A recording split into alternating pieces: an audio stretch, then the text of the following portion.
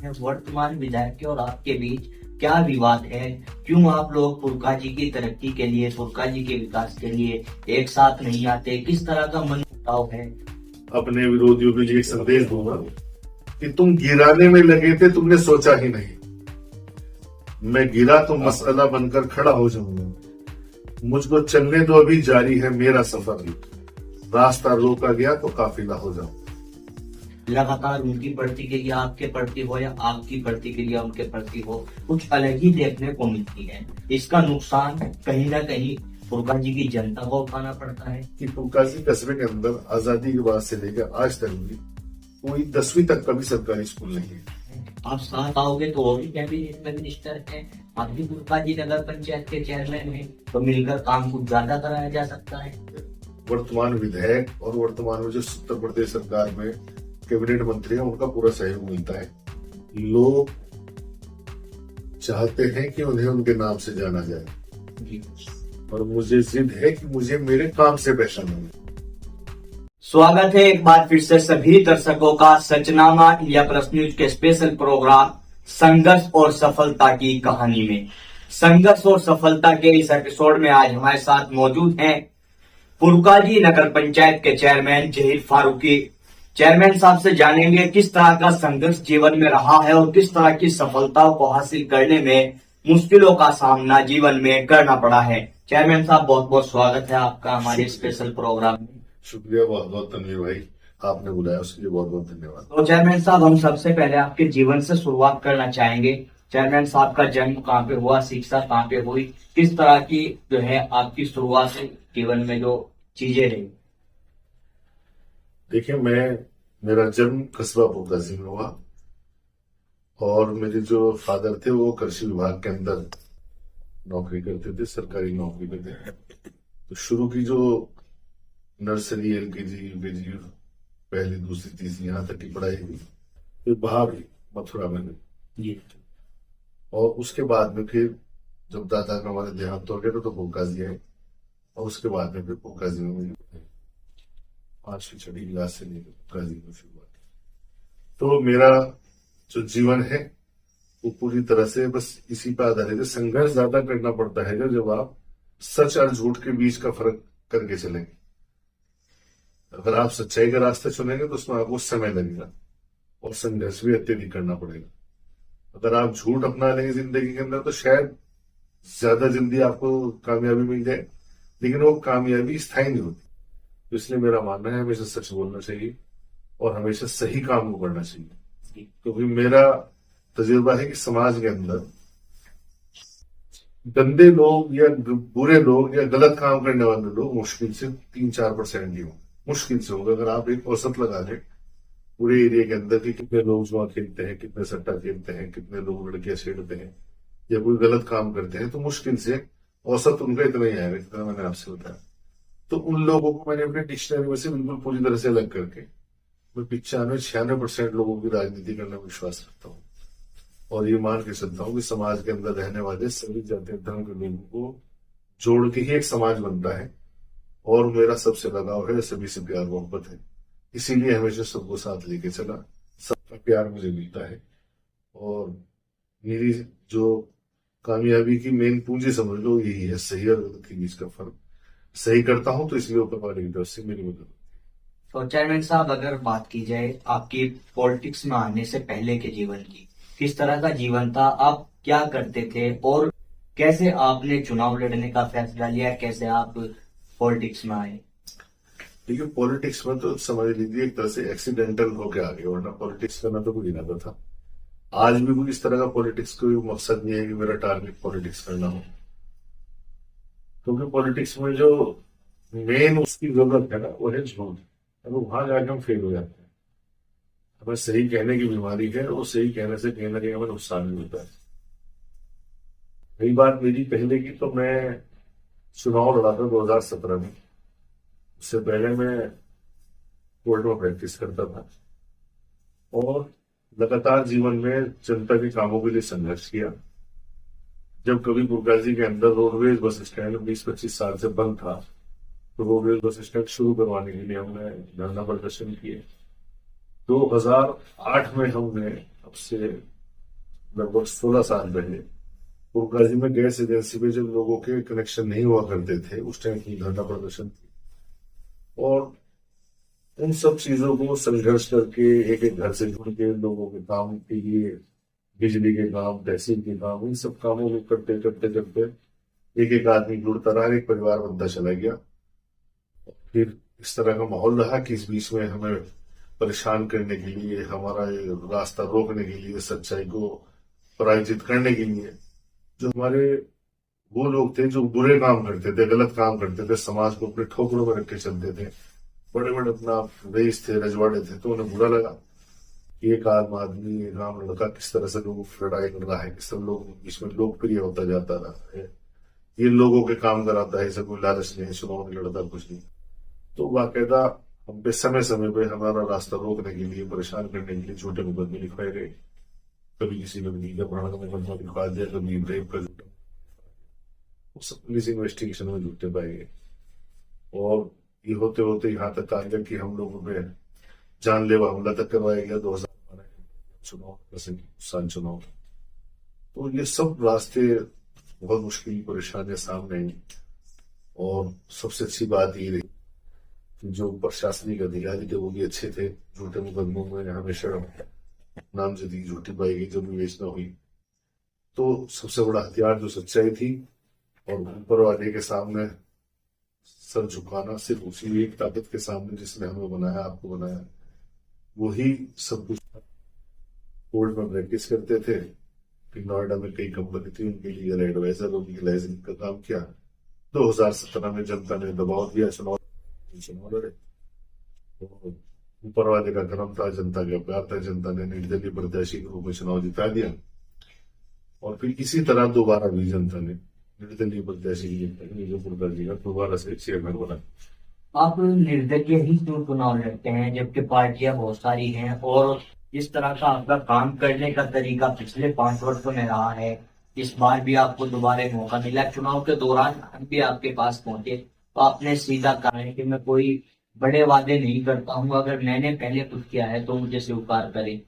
तो निर्दलीय ही क्यों चुनाव लड़ते हैं, इसके पीछे की क्या कहानी? देखिए, ये जो चेयरमैन का चुनाव होता है, ये लोकल चुनाव है। चेयरमैन का चुनाव हुआ, प्रधान का चुनाव हुआ, तो ये लोकल चुनाव है, छोटे चुनाव है। इसके अंदर प्रत्याशी की छवि काम करती है मेरे हिसाब से। राजनीतिक पार्टियों का इतना ज्यादा इसमें दखल नहीं होता, क्योंकि आप उसी मोहल्ले के, उसी कस्बे के, उसी देहात के रहने वाले हैं। तो आपने जनता के लिए जो कुछ किया होगा, जनता आपको उसका रिजल्ट देगी। तो इसलिए मैं चाहता हूं कि मेरा जो लोकल में चुनाव है उससे मुझे किसी राजनीतिक पार्टी के सहारे की जरूरत नहीं है। जब मेरा पुरकाजी में मैं लोगों के लिए काम करता हूँ, लोगों से मिलता हूँ, उनके सुख दुख में साथ खड़ा हूं, तो मुझे किसी राजनीतिक पार्टी के सहारे की जरूरत नहीं। और मैं अपना एक तरह से आकलन करता हूं कि मुझे अपना एक तरह से मेरा इम्तहान होता है, बिना राजनीतिक पार्टी के जनता के बीच में जाऊंगा। अगर मैंने सही करा होगा तो जनता मुझ पर विश्वास रखेगी, और मैंने गलत किया होगा तो जनता मेरा इलाज करेगी। तो ये तमाम चीजें आपने बहुत सारे ऐतिहासिक कार्य भी जो है अपने कार्यकाल के दौरान कराए हैं। किस तरह के वो ऐतिहासिक कार्य थे, लगातार आप इन कार्य को कराने के बाद चर्चाओं में रहे हैं, कैसे मन में आता है आपके, आप और भी नगर पंचायत के चेयरमैन हैं, इन सबसे अलग हटकर आप चलते हैं? देखिए, मैं क्योंकि अपने पुरकाजी में हर जाति, हर धर्म के एक ही परिवार से जुड़ा हुआ हूँ, मुझे आम जनता की जरूरतों का पता है कि लोगों को क्या क्या जरूरत है, किस चीज की जरूरत है। तो मेरे पिछले कार्यकाल में भी मेरा फोकस पूरी तरह से उन्हीं कामों पर था, तो जो जनता की जरूरत है और जनता को हम दे सकते हैं। होता क्या है कि सरकार धन देती है, उत्तर प्रदेश सरकार धन देती है, केंद्र सरकार धन देती है, और सरकार द्वारा दिए गए धन को जनप्रतिनिधि तय करते हैं कि लगाना कहाँ है। तो मेरा हमेशा टारगेट रहता है कि जो जनता के लिए उपयोगी चीजें हैं मैं उन पे फोकस करूं और वो जनता को उपलब्ध करा सकूं, ताकि मेरी जनता को राहत मिल सके। जैसे हमने पुरकाजी में पहली बार उत्तर प्रदेश में, क्या हिंदुस्तान में कहीं जो नगर पंचायत में कैमरे लगे थे, तो हमने लगाए थे नगर पंचायत पुरकाजी में। उसका विरोध हुआ, उस जो राजनीतिक हमारे विरोधी थे उन्होंने विरोध करा ये कहकर कि जिस जगह जगह कैमरे लगा देंगे हमारी प्राइवेसी भंग होगी। तो लेकिन हम किसी के रोकने से रुकेंगे, सरकारी काम था, सरकारी काम हुआ। आज पुरकाजी के सभी आने जाने वाले रास्तों पर आईपी कैमरे हैं। पहला पुरकाजी ऐसा कस्बा होगा पूरे हिंदुस्तान में जिसमें नंबर प्लेट कैमरे हैं। पहला नगर पंचायत पुरकाजी ऐसी होगी जिसके अंदर पब्लिक एड्रेस सिस्टम इतना हाई लेवल का है कि अगर हमें कोई सरकारी योजनाओं का कोई ऐलान करना है या हमें कोई संदेश देना है जनता के, तो पब्लिक एड्रेस सिस्टम का जो इंस्ट्रूमेंट हमारे यहाँ ऑफिस में रखा है, उसे एक बटन को दबाने से 32 जगह की स्पीकर एक साथ ऑन हो जाएंगे। और जहां जहां हमारे कैमरे हैं ज्यादातर उन जगहों पर स्पीकर लगे हुए हैं। हमारे कैमरे सिर्फ देखते ही नहीं, बोलते भी हैं। जब जरूरत होती है हम कैमरों पे बोलते भी हैं। तो ये वो काम थे जो आम जनता की जरूरत के थे, इससे लोगों को बड़ा लाभ हुआ।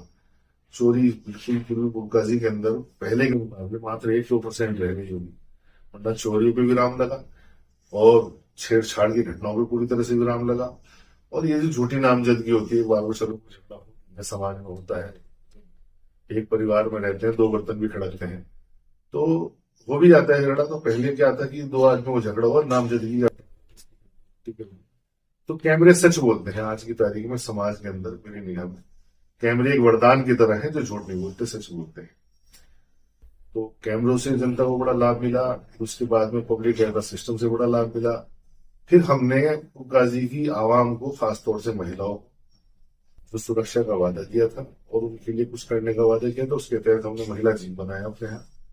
हमारा महिला जिम आज भी चलता है और उसके अंदर विवा कंपनी की जो ब्रांड है उसकी सब मशीनरी है और हाईटेक जिम है हमारा, जिसके अंदर महिलाएं सुबह भी आती हैं, शाम को आती हैं। एक महिला कोच वहां पे रखी गई है और पूरी तरह से पुरुषों का उसके अंदर प्रवेश वर्जित है और महिला उसका बहुत अत्यधिक लाभ लेती है। और उसके अंदर एक छोटी सी फीस इसलिए रखी गई थी ताकि संख्या सिर्फ उन्हीं की हो जिन्हें जरूरत है। नहीं, और शुरू में कई सौ महिला हो गई, टाइम उनका सेट नहीं हो पा रहा था, भीड़ ज्यादा रहती थी, एक दिन आ गए दूसरे दिन नहीं आए, तो सारी व्यवस्था बनाए रखने के लिए छोटी सी फीस रखी गई ताकि वो सुचारू रूप से चल सके। उसके बाद में हमने पुरुषों के लिए जो लड़के थे जो तैयारियां कर रहे थे पैरामिलिट्री फोर्स की, फोर्सेस की, मिलिट्रीज की, पुलिस की, सबकी, तो उनकी सबकी जरूरतों को ध्यान में रखते हुए, आम जनता की स्वास्थ्य का ध्यान में रखते हुए हमने एक जेंट जिम भी बनाया। हमारा जेंट जिम भी है जिसके अंदर करीब 100 के आसपास लड़के आते होंगे और पूरी तरह से हाईटेक जिम है वो। हमने जो पुरकाजी का सबसे बड़ा हमारा लक्ष्य था वो था सूलीवाला बाग है, क्योंकि पुरकाजी के अंदर जो ऐतिहासिक स्थल सूलीवाला बाग है वहां 1857 की क्रांति में सैकड़ों लोगों को सूली पर चढ़ाकर शहीद किया गया था। ये एक ऐसा ऐतिहासिक स्थल है जो हिंदुस्तान में जलियांवाला बाग से भी पहले का शहीद स्थल है। जलियांवाला बाग से भी अधिक लोगों को यहाँ पे सूली पर चढ़ाया गया, लेकिन पुरकाजी की बदनसीबी की, हिंदुस्तान का की बदनसीबी है कि इस सूलीवाला बाग को अव्यवस्थाओं की भेड़ और इतिहासकारों की नजरअंदाज करने की वजह से ये कूड़े कचरे के अंदर दब के रह गया था। वहां कूड़ा कचरा पड़ा रहता था, मरे हुए कुत्ते पड़े रहते थे, पूरी तरह से गंदगी से हटा हुआ था। और हमने 2016 में पहली बार वहां ध्वजारोहण किया था। बहुत ज्यादा विरोध हुआ, जो उन लोगों के वहां पे कब्जे थे उन्होंने विरोध करा कि नहीं यहाँ नहीं कराने देंगे। उसके बावजूद हमने वहां ध्वजारोहण किया और आज आप जाके देख सकते हैं कि हमने उसे शहीद स्मारक के रूप में डेवलप कर दिया है, साफ सुथरा कर दिया है। लोग जाते हैं वहां, उसका इतिहास भी पढ़ते हैं और वहां जाकर स्वास्थ्य लाभ भी लेते हैं।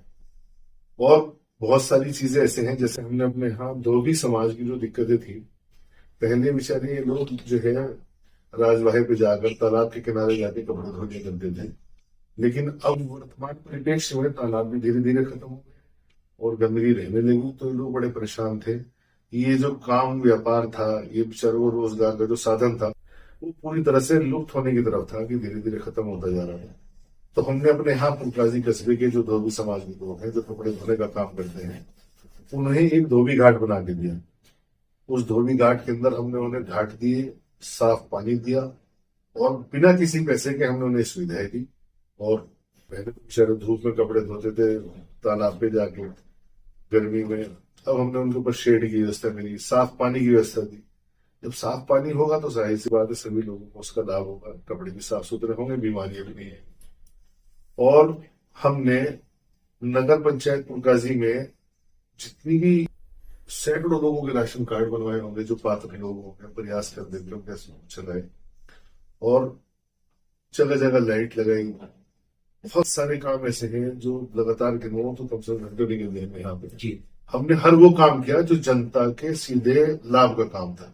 बिल्कुल, ये तो एक जनप्रतिनिधि की कहीं ना कहीं जिम्मेदारी भी होती है जब जनता चुनकर भेजती है। लेकिन आपने बहुत सारे और जनप्रतिनिधियों के मुकाबले अलग कार्य कराए, वो बहुत अच्छी बात है। लेकिन कभी कोई ऐसा समय आया राजनीतिक सफर में आपके कि बड़ा विरोध का सामना करना पड़ा हो, कोई ऐसा मोमेंट आ गया हो कि कोई आपने ऐसा काम करने की सोची हो, विरोध बहुत लगा हो गया हो और बैकफुट पर आपको आना पड़ा हो?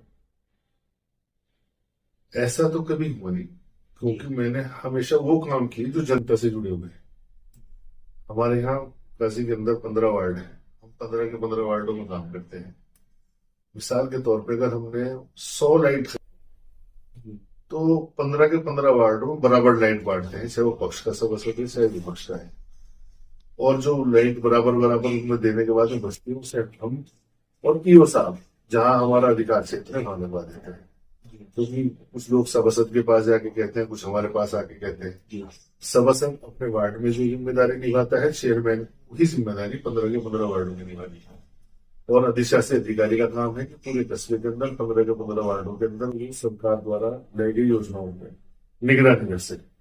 तो लोग उनसे भी कहते हैं, हमसे भी कहते हैं, तो कुल मिला के हमारा आपस का सामंजस्य ठीक रहता है। और जो सभासद जो है विकास कार्यों में सहयोग करते हैं उनका बढ़ चढ़ के विकास किया जाता है। उस सभासद ऐसे भी होते हैं जिन्हें की मानसिकता ये होती है कि काम रोक के दिखाना है, परेशान, जो बार बार परेशान करते हैं, तो फिर हम उनके काम को भी नजरअंदाज करके सीधा जो जनता से जुड़ा काम होता है उसी करते हैं। लेकिन ये तो आपके संघर्ष और सफलता की बात हो गई, आपने कार्य बहुत कराए। लेकिन फुलकाजी की जनता जो एक बड़े संघर्ष का सामना आज तक करती आ रही है, हर चुनाव में, वो चाहे विधानसभा का हो, लोकसभा का हो या लोकल चुनाव नगर पंचायत का हो, तहसील की मांग का मुद्दा उठता है। आपने उसमें क्या प्रयास अब तक किया है? क्योंकि तमाम नेता हम देखते हैं वादा करते हैं वहां पे जाकर। देखिए, फुलकाजी को तहसील बनाने की मांग सबसे पहले मैंने ही की थी। अखबारों की कटिंग भी है, जो हमने कार्यक्रम करे उन सबकी वीडियोस भी है, मेरी फेसबुक आईडी पे भी होंगे और समर्थकों की आईडी पे भी होंगे। हमने 2015 के आसपास एक बड़ा कार्यक्रम करा था फुलकाजी में, लक्सर अड्डे पर सब लोग, हजारों लोग इकट्ठा हुए मुंबई क्षेत्र के, और रोडवेज अड्डे तक एक पैदल यात्रा निकाली और प्रधानमंत्री और राष्ट्रपति महोदय के नाम एक ज्ञापन भी सौंपा था कि फुलकाजी को तहसील बनाया जाए। मुख्यमंत्री के नाम भी समय समय पे हमने फुलकाजी को तहसील बनाने की मांग को लेकर संबंधित अधिकारियों को और जनप्रतिनिधियों को ज्ञापन सौंपे हैं। पिछली सरकार में भी जब कुंवर भारतेंद्र जी सांसद थे तो हमने नगर पंचायत में उन्हें ज्ञापन सौंपा था कि फुलकाजी को तहसील बनाया जाए। पिछली बार जो विधायक थे, वर्तमान विधायक हमारे प्रमोद उग्रवाल जी, उन्हें भी हमने ज्ञापन दिया, उन्होंने भी इसके लिए प्रयास किया। और वर्तमान में जो विधायक है उत्तर प्रदेश सरकार में कैबिनेट मंत्री है नीतीश कुमार जी, उन्होंने भी फुलकाजी की आवाम की इस मांग को उठाया और उन्होंने मुख्यमंत्री महोदय के सामने इस बात को रखा, जहां तक मेरी जानकारी है। ये एक ऐसी मांग है कि फुलकाजी क्षेत्र की जनता का विकास के मार्ग में जब भी आना हो सकता है तो फुलकाजी तहसील बने। उसकी भौगोलिक स्थिति इस तरह है कि फुलकाजी का जो इंटीरियर एरिया है उसके अंदर आप जाइए, खादर क्षेत्र के अंदर, खादर क्षेत्र के जो आखिरी गांव है जो उत्तराखंड बॉर्डर से लगे हुए हैं, उनसे तहसील सदर की दूरी जहां उन्हें आना पड़ता है, राशन कार्ड के काम से आना पड़े, फसल कटौती के काम से आना पड़े, अन्य किसी काम से आना पड़े, तो कम से कम उन्हें 45 से 50 किलोमीटर की दूरी उनकी पड़ जाती है। आज के तारीख में महंगाई का दौर है और अत्यधिक पैसे भी लगते हैं, सारा दिन बर्बाद हो जाता है। इसलिए तहसील हमारे यहाँ बननी बहुत जरूरी है। और इसके अंदर बड़ा दुर्भाग्य है फुलकाजी कस्बे का कि फुलकाजी कस्बे के अंदर आजादी के बाद से लेकर आज तक भी कोई 10वीं तक का भी सरकारी स्कूल नहीं है।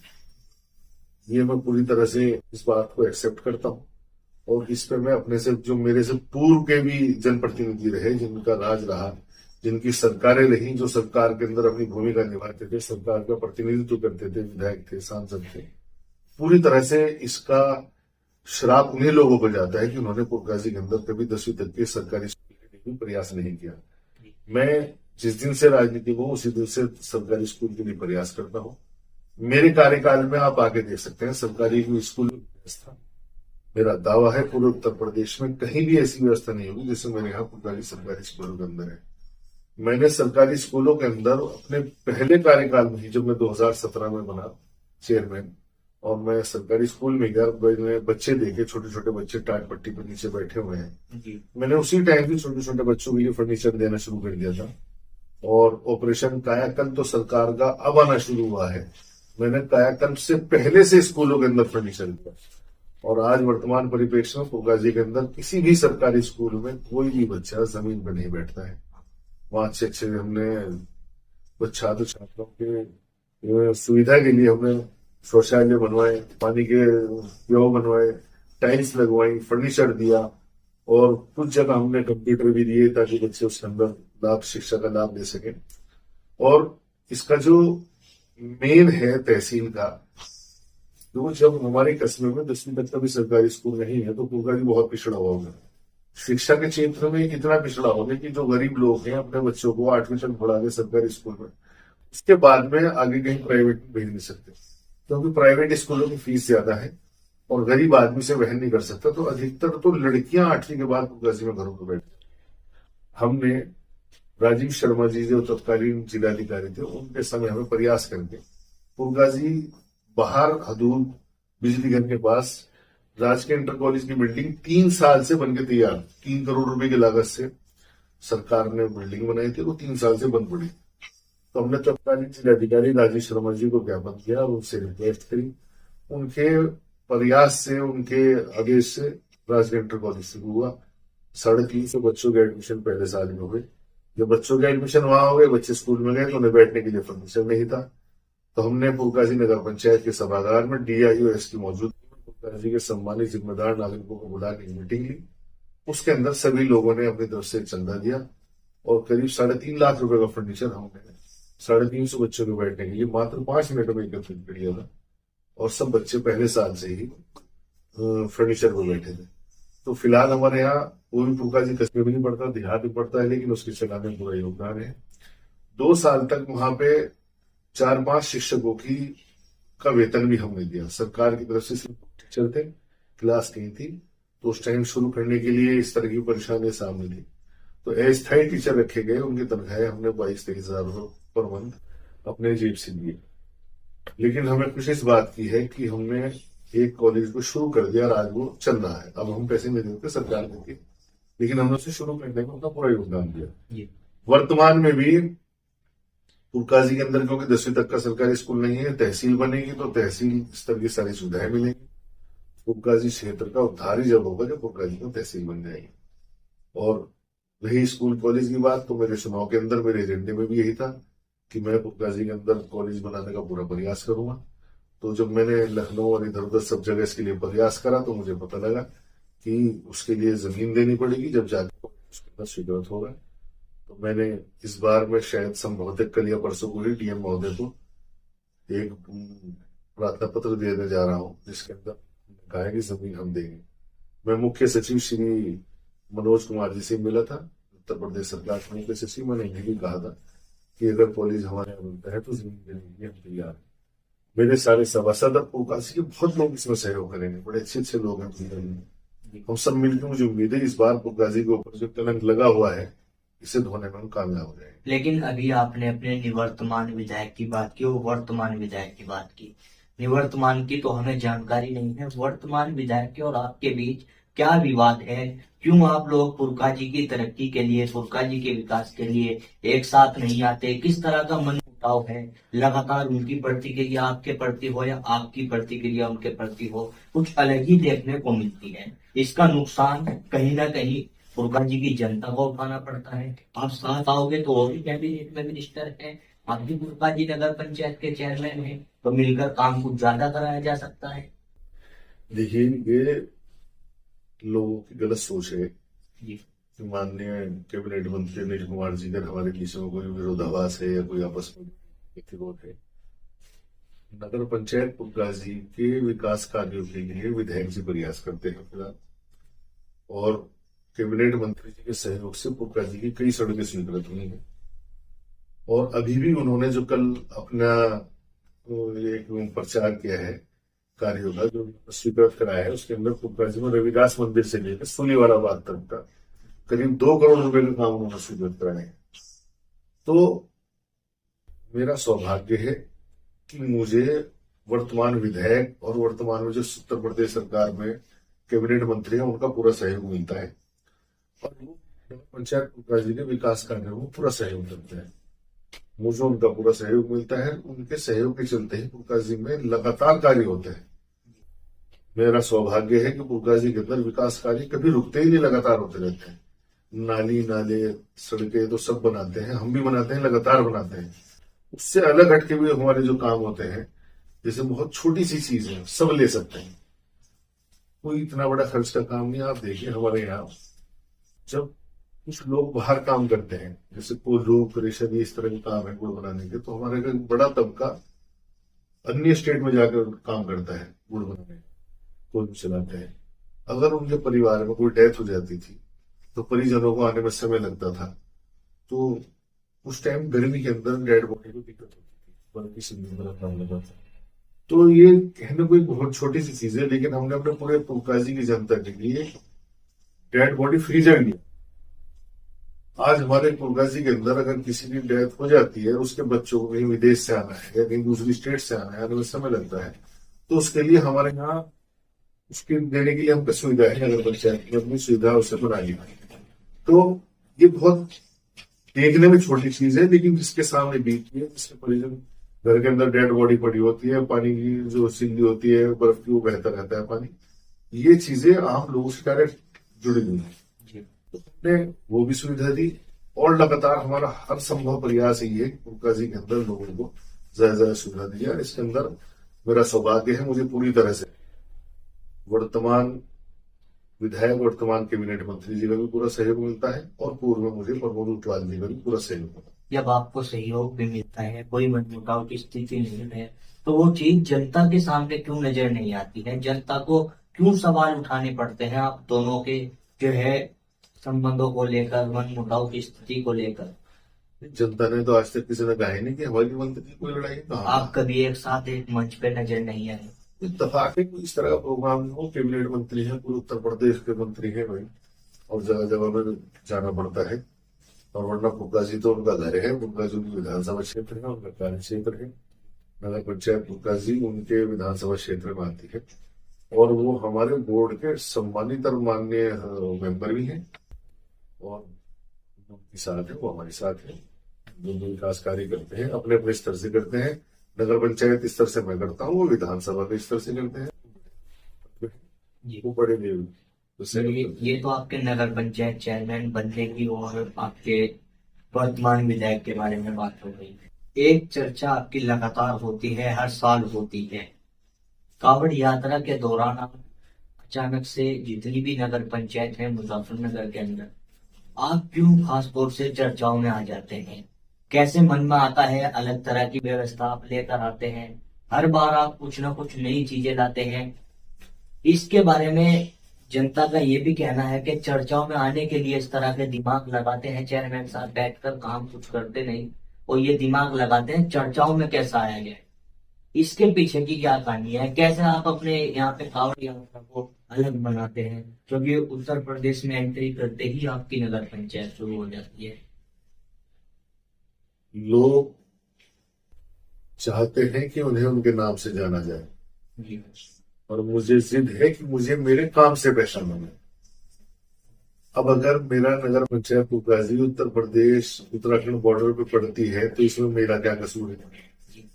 अगर मैं अपने यहाँ से गुजरने वाले करोड़ों शिव भक्तों को ये मानते हुए कि मेरे पुरकाजी में से गुजर रहे हैं, मेरा फर्ज बनता है कि उन्हें हर तरह की असुविधाओं से बचाऊं और उन्हें हर तरह की संभव सुविधा दे दूं।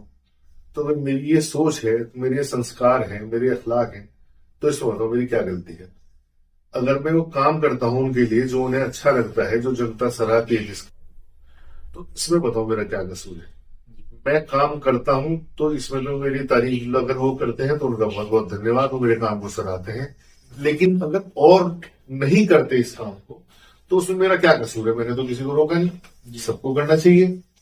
मैं तो आम जमीन से जुड़ी हुई समस्याओं को लेकर चलता हूं कि जैसे कांवड़ यात्रा होती है, करोड़ों शिव भक्त गुजरते हैं। बहुत दिनों से मेरे दिल के अंदर ये थी बात कि जो हमारी महिलाएं, बहन और माँ कांवड़ लेके आती है उन्हें बड़ी दिक्कत होती होगी। पुरुष तो कहीं भी पाइप लगा उसके अंदर खड़े होकर नहा लिया, महिलाओं के लिए व्यवहारिक रूप से संभव नहीं है। तो मैंने पुंडा के अंदर ये सोच ली कि मैं अपनी माँ बहनों को क्या सुविधा दे सकता हूँ। तो मैंने उनके लिए स्नान घर बना दिए। जब वो स्नान घर बने उन्हें लाभ हुआ, उन्हें और वहां महिला कर्मचारी की ड्यूटी लगा दी। तो वो टाइम्स ऑफ इंडिया की खबर बनी, हिंदुस्तान टाइम्स की खबर बनी। तो इसमें मेरी क्या गलती है? जी, आप पत्रकार लोग हैं, अगर आप अच्छे काम को उठाते हैं, उसका प्रचार प्रसार करते हैं, सरकार का नाम होता है। मेरा काम है, मेरा तो अगर मेरी जगह कोई और करता उसका नाम हुआ करता। तो इसमें तो और आपको सलाह नहीं करनी चाहिए। लोगों का कहना कि जानबूझ के करते हैं तो अच्छी बात है, अच्छा काम तो करता हूँ, बुरे काम में थोड़ी चर्चा होती है। अच्छा काम करता हूँ, अच्छे कामों में सराहना होनी चाहिए। और रह ये कि नाम के लिए करता हूँ तो मेरा तो पूरे गाजी में कहीं सरकारी बोर्ड जो 2-4 नगर पंचायत के लगते हैं उसके अलावा तो कहीं बोर्ड भी नहीं लगवाता। मुझे मेरे फोटो भी आपको सबसे कम मिलेंगे इस बार। तो 26 जनवरी पे कुछ समर्थकों ने, सभासदों ने लगा दी, वरना मैं फोटोबाजी से ज्यादा बेहतर पसंद करता हूँ जमीन को उतर के काम करना, और मुझे वही काम पसंद है। जी। एक आपने जो है गौशाला बनवा दी, 2 मंजिला गौशाला बनवा दी, इसमें भी आपने एक नई टेक्निक निकाल दी। गौशाला आज तक हम भी देखते हैं तो 1 मंजिला होती है, आपने 2 मंजिला गौशाला बना दी। ये आइडिया कैसा आते हैं आपके दिमाग में? देखो ऐसा है, सरकार द्वारा धन दिया जाता है विकास कार्य करने। एक विजन होना चाहिए जनप्रतिनिधि का कि वो उस धन को कहाँ इस्तेमाल करता है। गौशाला सब जगह 1 मंजिल है, मेरी भी 1 मंजिल हो सकती थी, लेकिन मेरे भी ये विजन था कि मैं गौशाला में एक जीना स्लोप वाला दूसरे करके जो रैंप वाला जीना दूं, ताकि उसके ऊपर की जो छत है उसे भी हम यूज कर सकें। तो मैंने वो काम किया। मेरे पास सरकार द्वारा पर्याप्त धन था, सरकार विकास कार्यों के लिए पर्याप्त धन देती है, पुकाज में तो सब काम होते हैं। आगे भी आप देखना कितने काम होने के लिए जा रहे हैं। तो मैंने जो नीचे बड़ा हाईवी स्ट्रक्चर था हमारे यहाँ गौशाला में, उसी पे पिलर खड़े करके ऊपर उस पर शेड डाल के साइड के उसके अंदर दीवारें करके और उस पर पाइप वाइप लगा के बैरिकेटिंग करके मैंने ऊपर भी गौशाला बना दी। वहां भी उनके लिए कुंड बना दी, पानी पीने के लिए व्यवस्था कर दी, सब कर दिया। तो जब ज्यादा पशु होते हैं ऊपर चले जाते हैं धूप के अंदर। तो इससे तो मेरा विजन क्लियर हुआ कि मुझे काम करना है। मैंने उस पैसे को इधर उधर नहीं घुमाया, मैंने उसे लगा के दिखाया। और उसके अंदर पूरी नगर पंचायत के बोर्ड का सहयोग रहा, सारे अधिकारियों का सहयोग रहा। खास तौर से जितने भी अलग हटके लीग से अलग हटके काम होते हैं उसमें जनपद के जो हमारे निकाय के प्रभारी होते हैं उनका सहयोग होता है और जिलाधिकारी महोदय का सहयोग रहता है। तो फिर 2 मंजिला गौशाला बनाना भी एक चैलेंज है। कोई पशु मिल गया तो फिर क्या होगा? तो उन सब चीजों को ध्यान में रखते उसे बनाया गया। और मेरा बिल्कुल कॉन्सेप्ट क्लियर है। मैं हर वो काम करूंगा जिससे जनता को राहत मिले, हर वो काम करूंगा जिससे सरकारी धन का सदुपयोग हो सके। लेकिन एक चीज और आपकी लगातार चर्चाओं में रहती है, आप समय समय पे कभी शादी को लेकर आप वीडियो जारी कर देते हैं, कभी किसी की मौत को लेकर वीडियो जारी कर देते हैं। ये क्या है आपका? तो मतलब कभी कभी आपकी इन बातों से लोगों को जो है, कुछ लोगों को बातें सही भी नहीं लगती है, कुछ विरोध भी करते हैं, कुछ पसंद करते हैं। ये चीजें क्यों करनी पड़ती है आपको समय समय? देखिए, समाज में रहने वाले प्रत्येक नागरिक की, जो जिम्मेदार नागरिक है, उसका कर्तव्य बनता है कि समाज में होने वाली बुराइयों को रोके। और मेरे सामने जो बुराइयां होती हैं मैं उन्हें रोकने का प्रयास करता हूं। जहां तक खाने वाली बात आप कर रहे हैं, आप खुद बताएं कि अगर हम सब लोग कहीं शादी ब्याह में खाना खाते हैं, हम देखें वहां प्लेट के अंदर कितना कितना खाना छोड़ देते हैं, और इतना इतना खाना छोड़ देते हैं कि पैरों के अंदर खाना मिलेगा। और वो बहुत ज्यादा दुखदायी पल होता है कि जिस टाइम पे खाना जो है, जिसका हमें सम्मान करना चाहिए, ऊपर वाले का शुक्र अदा करना चाहिए कि उसने हमें खाना दिया, इनमें ऐसे पता नहीं कितने करोड़ों लोग हैं जो भूखे रहते हैं, जिन्हें खाने के लिए 2 वक्त की रोटी भी नहीं मिलती, और हम उसके दिए गए इस उपहार का, इस वरदान का दुरुपयोग में फेंक देते हैं। इस तरह से पूरी पूरी भरे छोड़ दिया। तो मैं उसके लिए मना करता हूँ। मैं कहता हूँ कि नहीं भाई, खाना उतना लो प्लेट में जितना खा सको। मैं सबसे अपील करता हूँ कि भाई जो लड़कियां स्कूल जा रही है, कोई भी जा रहा है, तो बिल्कुल निडर होके जाना चाहिए। ये उल्टे सीधे जो लड़के घूमते हैं उस टाइम पे, ये नहीं होना चाहिए। तो मुझे लगता है कि ये जो समाज से जुड़ी हुई चीजें हैं, जो अच्छे सामाजिक लोग हैं वो उन्हें पसंद करते हैं, और मैं भी सामाजिक बुराइयों को रोकने का प्रयास करता हूँ। और मेरा कर्तव्य बनता है, मेरे पद पे रहने का कर्तव्य बनता है। मुझे उम्मीद है कि जब मरने के बाद हिंदू समाज में स्वर्ग और नरक का कॉन्सेप्ट है, हमारे यहाँ दोज़ख का, जन्नत का मामला है। तो जब मेरे कर्म होंगे तो उसके अंदर यकीनन ये काम भी होगा कि मैंने गलत काम से रोका और अच्छे काम की तरफ बढ़ाया। बिल्कुल क्लियर कॉन्सेप्ट करता रहूंगा, और चाहे सारे बुरे लोग मेरे खिलाफ हो जाए, जब भी मैं अच्छाई फैलाने से रुकूंगा नहीं। आज के समय में जो युवा पीढ़ी है, जो युवा है, वो पॉलिटिक्स में भी आगे आ रही है। उनके लिए क्या संदेश देना चाहोगे हमारे इस मंच के माध्यम से? वो कैसे अपनी शुरुआत करें, कैसे कार्य करें, जनता के बीच कैसे वो बने रहें, किस तरह के नेता उठाएं? मैं आपके चैनल के माध्यम से सभी युवाओं से, अपने भाइयों से, अपनी बहनों से ये अपील करूंगा, एक तो जल्दबाजी ना करें। एक फिलहाल जो प्राइवेट कंपनियों का चल रहा है ना, कि कोई कंपनी है, इतना पैसा लगा दोगे इतने दिन में डबल हो जाएगा। जगह जगह देहात के अंदर, कस्बों के अंदर बैंक आ गए, प्राइवेट बैंक, वो महिलाओं को लोन देते हैं, फिर घर जाके खड़े हो जाते हैं, पैसा वसूली करते हैं, आप लोगों की तौहीन करते हैं। ये पत्तीबाजी वाले चक्रों में ना हो। ये जो है ना कि पैसा 6 महीने में डबल हो जाएगा, 3 महीने में डबल हो जाएगा, ये सब गलत काम है। ये तो एक तरह से जुआ है, जुआ। कुछ लोगों के आते हैं, कुछ लोगों के अगर नहीं देगी कंपनी तो फिर बाकी पैसे कैसा लगाएंगे? अगर इन योजनाओं में दम होता तो HDFC बैंक है, ICICI बैंक है, स्टेट बैंक, इनमें पैसों की कमी है, ये सारा पैसा महीना लगा देते डबल करने, वर्टिबल करने में। तो यकीनन आपको ऐसा लगेगा कि मेरा पैसा डबल हो गया, लेकिन वो आपका तो डबल हो जाएगा कुछ देर के लिए, लेकिन कितने हजारों लोगों का पैसा मार के ले जा रहे। तो उसके लिए कहीं ना कहीं आप वो डबल तिबल करने वाले लोग जिम्मेदार हैं, जो गरीब लोगों का पैसा मरता है। तो मेरी सभी युवाओं से ये अपील है कि एक तो जल्दबाजी में ना पड़े, और एक लाइन बना लें कि हमें अपने क्षेत्र में सही काम करना है। सही काम करने वाले को दिक्कत परेशानी तो आती है, लेकिन वो पराजित नहीं हो सकता कभी। सही काम की सब लोग सराहना करते हैं, भले ही देर से आपको उसका रेस्पॉन्स मिलेगा, लेकिन एक स्थायी और मजबूत रेस्पॉन्स मिलेगा। और राजनीतिक पार्टियों को आपकी जरूरत पड़नी चाहिए। अपने अपने क्षेत्र में ऐसा काम करें कि राजनीतिक पार्टियां आपसे आके कहें कि आप हमारी पार्टी ज्वाइन कर लो। आप राजनीतिक पार्टी में जाओगे तो फिर तो उनकी विचारधारा से जुड़ना पड़ेगा। आपकी अपनी विचारधारा होनी चाहिए, जो राजनीतिक पार्टी कहे नहीं, उनमें साथ ले लो, उन्हें साथ लेने से हमें मजबूती मिलेगी।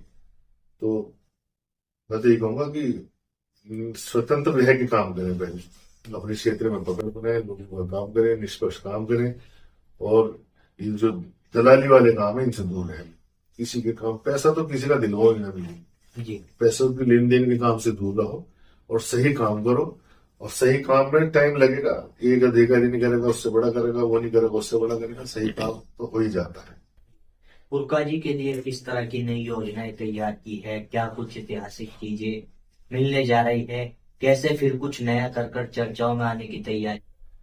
देखिए, चर्चाएं तो अच्छे काम की होनी भी चाहिए। अभी तक तो ऐसा होता है कि बुरे काम की चर्चा ज्यादा होती है, लेकिन मेरा सौभाग्य है, मेरी भूगा जी की जनता का मुझे आशीर्वाद है, वो मेरे अच्छे कामों की चर्चा करती है जी। और अच्छे काम की चर्चा होनी भी चाहिए।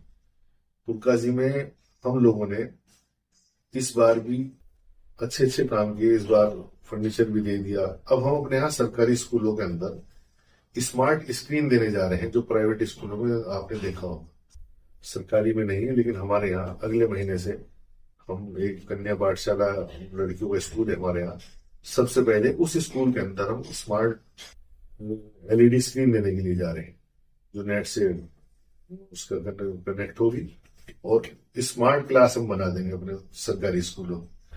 उसके अलावा हम अपनी पुलकाजी की जनता के लिए एक लाइब्रेरी का इंतजाम करने जा रहे हैं, क्योंकि मैंने बहुत से लड़के लड़कियों को देखा है जो पढ़ाई करना चाहते हैं, लेकिन घर में जगह कम है, घर में शोर शराबा ज्यादा है, वो एकांत में पढ़ाई नहीं कर पाते, कंसंट्रेट नहीं कर पाते पढ़ाई के ऊपर, तो उस पर पूरी तरह से फोकस है। मेरे यहाँ जो सरकारी स्कूल है, अस्पताल, उसके अंदर जनताओं के लिए कुछ सुविधाओं का अभाव है, उन सुविधाओं को पूरी तरह से करेंगे। और जो और सड़कें नाली है तो सब करेंगे ही, उसके साथ साथ हम पुरकाजी की हर गली को कैमरे के अंदर कवर करने जा रहे हैं। काफी हद तक कैमरे लगा चुके हैं और आगे भी लगाने जा रहे हैं, और हर वो काम करेंगे जिससे हमारी पुरकाजी की जनता को लाभ मिल सके। जी चेयरमैन साहब, आपने कीमती समय दिया, आप आए, इसके लिए आपका धन्यवाद। क्या संदेश हमारे इस प्रोग्राम को लेकर आप देना चाहोगे? किस तरह का आपको हमारी जो नई शुरुआत है कैसी लगी? देखिए, सचनामा प्लस के जो हमारे एडिटर साहब हैं, तनवीर मलिक साहब, बहुत अच्छे इंसान हैं, बेबाकी से सवाल करते हैं, सवाल का जवाब देने वाले को कभी कभी निरुत्तर कर देते हैं, इस तरह के उलझाने वाले सवाल करते हैं। और एक कामयाब शख्सियत है, पहले जमीन को तक इन्होंने धरातल को उतर के सवाल जवाब किए, जनता के बीच में गए, नेताओं के बीच में गए, अधिकारियों के बीच में गए, तो बिल्कुल जमीन से जुड़ के जो सवाल होते हैं उन्हें उठा के लाते हैं। और आपकी जो पहले एक अच्छी पहले, इससे जो जनप्रतिनिधि होंगे उनके बारे में उनके क्षेत्र के लोगों को पता लग सकेगा कि उनकी क्या विचारधारा है। और मेरा मानना ये है कि सब लोगों को, पार्टी को तो वोट देते ही हैं, लेकिन जो आपका जनप्रतिनिधि है उसकी विचारधारा का भी आपको पता होना चाहिए, किस तरह की विचारधारा है।